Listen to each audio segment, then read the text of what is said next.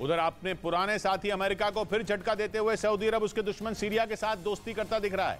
Syria Iran का दोस्त है और ईरान से सुलह करने के बाद सऊदी अरब सीरिया से भी रिश्ते सुधारने के मूड में है। सीरिया के विदेश मंत्री बातचीत के लिए सऊदी अरब पहुंचे हैं। 2011 के बाद यह पहली बार है जब सीरिया के विदेश मंत्री सऊदी अरब के दौरे पर गए हैं।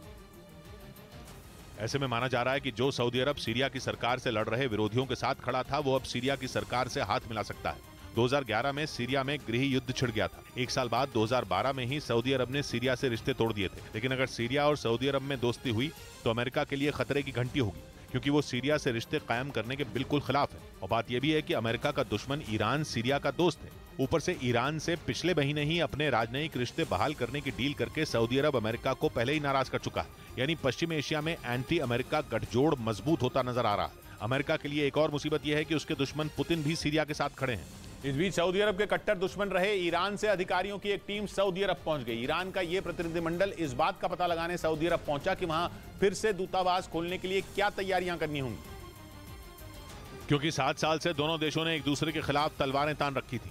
दोनों के बीच रिश्ते बेहद तल्ख थे और इस दुश्मनी की शुरुआत 2016 में हुई थी, जब ईरान में प्रदर्शनकारियों ने सऊदी अरब की एम्बेसी पर हमला कर दिया था। क्योंकि सुन्नी मुस्लिमों का देश सऊदी अरब में एक शिया धर्मगुरु को फांसी दे दी गई थी। और इसी बात से शिया मुस्लिम देश ईरान में लोग भड़क गए और उन्होंने सऊदी अरब के दूतावास को निशाना बनाया था, जिसके बाद सऊदी अरब ने ईरान से अपने सारे संबंध तोड़ दिए थे। लेकिन बाद में चीन ने दोनों के बीच सुलह करवा दी, जिसके बाद कुछ रोज पहले सऊदी अरब का एक दल ईरान के दौरे पर गया था और अब ईरान का प्रतिनिधिमंडल सऊदी अरब पहुंचा है ताकि वहां दूतावास खोलने की तैयारी शुरू की जा सके। उधर ईरान में हिजाब विरोधी प्रदर्शनों के बीच फांसी की सजा में 75% तक इजाफा हुआ है। इसका दावा एक सर्वे में किया गया, जिसमें बताया गया कि वहां साल 2022 में फांसी की सजा में बढ़ोतरी दर्ज की गई। और ये वक्त ईरान में हिजाब विरोधी प्रदर्शनों का था। उस सर्वे के मुताबिक साल 2021 में ईरान में 333 जबकि साल 2022 में 582 लोगों को फांसी की सजा दी गई। यानी हिजाब के खिलाफ प्रदर्शनों के दौरान वहां फांसी की सजा में इजाफा हुआ। इस बीच यूरेशियन टाइम्स नाम की वेबसाइट ने दावा किया कि रूस ने अमेरिकी हाइमार्स का तोड़ निकाल लिया। बताया गया कि रूसी सेना ज़ेलेंस्की की फौज के हमलों को बुक मिसाइल डिफेंस सिस्टम से नाकाम कर रही है।